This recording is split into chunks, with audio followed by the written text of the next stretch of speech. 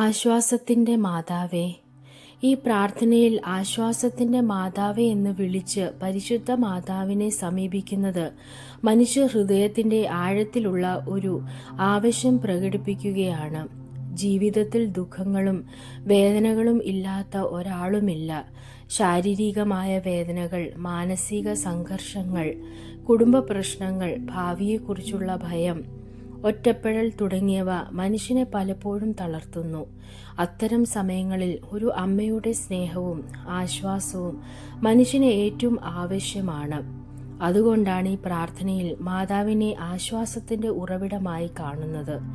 എൻ്റെ ദുഃഖങ്ങളും വേദനകളും നീ അറിയുന്നു എന്ന് പറയുമ്പോൾ നമ്മുടെ എല്ലാ കണ്ണീരും നിശബ്ദ വേദനകളും മാതാവിൻ്റെ ഹൃദയത്തിൽ എത്തുന്നുവെന്ന വിശ്വാസം ഇവിടെ വ്യക്തമാകുന്നു.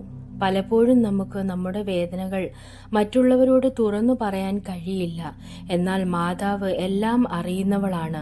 നമ്മെ വിലയിരുത്താതെ, കുറ്റപ്പെടുത്താതെ, സ്നേഹത്തോടെ സ്വീകരിക്കുന്നവളാണ്.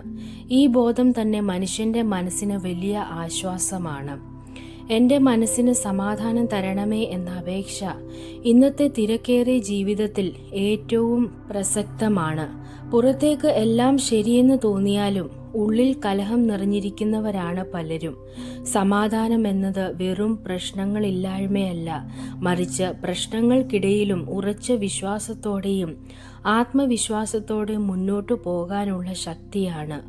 ആ സമാധാനം ദൈവത്തിലൂടെ മാതാവ് നമുക്ക് നൽകണമെന്ന് ഈ പ്രാർത്ഥനയിൽ അപേക്ഷിക്കുന്നു. ഭയവും വിഷമവും മാറ്റി ധൈര്യവും പ്രത്യാശയും നിറയ്ക്കണമേ എന്ന വരികൾ മനുഷ്യന്റെ ആത്മീയ വളർച്ചയെ സൂചിപ്പിക്കുന്നു. ഭയം മനുഷ്യനെ മുന്നോട്ടു വലിക്കുമ്പോൾ പ്രത്യാശ മുന്നോട്ട് നയിക്കുന്നു. മാതാവിൻ്റെ മധ്യസ്ഥതയിലൂടെ ദൈവം നമ്മിൽ ധൈര്യം നിറയ്ക്കുമെന്നും ഏത് കഷ്ടതയിലും ഒരു നല്ല നാളെയിലേക്കുള്ള വഴിയുണ്ടെന്നും ഈ പ്രാർത്ഥന നമ്മെ ഓർമ്മിപ്പിക്കുന്നു. ആമീൻ.